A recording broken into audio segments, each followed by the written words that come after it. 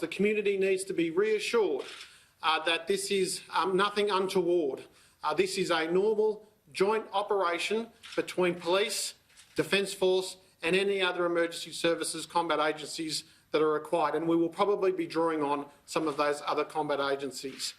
The border between New South Wales and Victoria relies on about 55 crossings. The Commissioner will go through further detail, but people shouldn't assume that it's all going to be focused on Albury-Wodonga. If you want to do the wrong thing, you will be caught. There will be other agencies, there will certainly be police and defence personnel on those other crossings. And I want to make sure that everybody knows that we are serious when it comes to issuing these fines. They will be monetary and they could be custodial punishments. That's unfortunate, but it is the best thing that we can do to ensure that those that want to push the envelope know that we're serious. But it's also important for the people of New South Wales to know that there are going to be dire consequences for anybody who wants to endanger the health and well-being of our citizens. I'm now going to hand over to the Police Commissioner, who will go through some of the finer details of the operation and the deployment. Thanks, Minister. Good afternoon. As you are aware, the New South Wales Premier announced yesterday that there will be a border closure between New South Wales and Victoria from midnight on Tuesday. Some 650 police are currently travelling down to the border to commence the operation.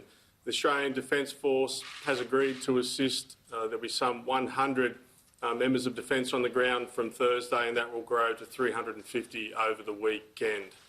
Obviously, from the New South Wales Police perspective, it is an enormous operation and an enormous task. We will be ready to go. We have categorised the roads from Tier A, B and C. The Tier A roads, which are the primary road crossings, are Wodonga Place, South Albury, Hume Highway, South Albury, Cobb Highway, Moama, Mule Highway, Tokamwa, Stuart Highway, Bongara and the Princes Highway, Tambilika.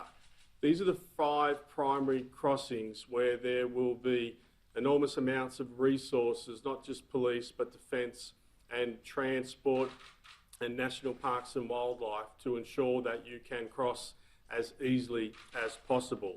There are 29 Category B roads that will have police resources on them. You'll be able to cross on those roads, but there may be greater delays. There are 20 other what we would class as dirt tracks and tracks that aren't regularly used as a crossing. These will be patrolled, they will be aerial surveilled using fixed-wing aircraft and drones. In terms of the health orders that are currently being struck, there are 3 key cohorts of people. That is people from New South Wales who are currently in Victoria or who will be in Victoria from midnight Tuesday night. If they return, they will need to fill out the exemption form and they will need to self-isolate at home for 14 days. So anyone from New South Wales who returns after midnight Tuesday will need an exemption and they will need to isolate for 14 days.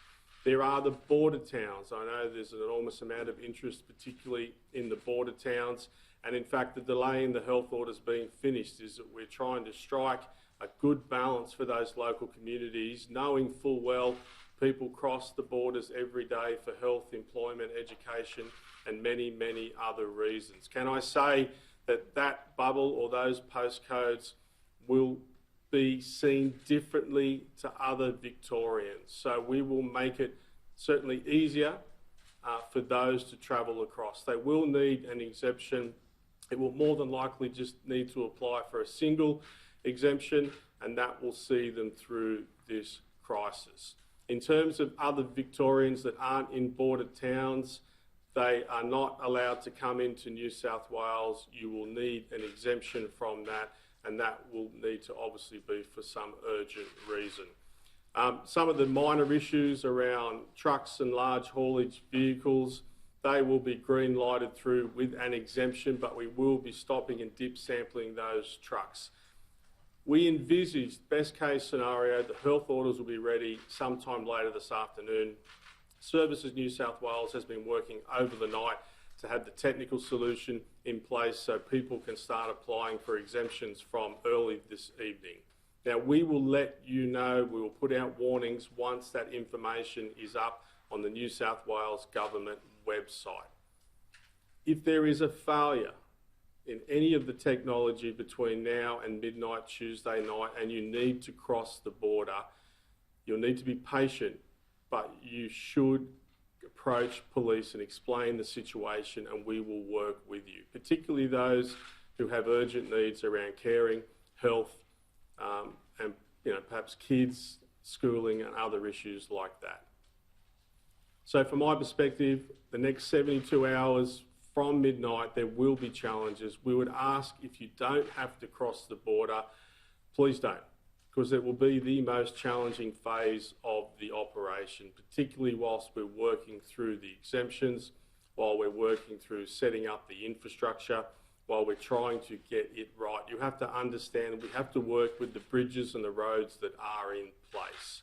These will all be assessed to make sure it's safe for police and safe for those who are trying to cross the border.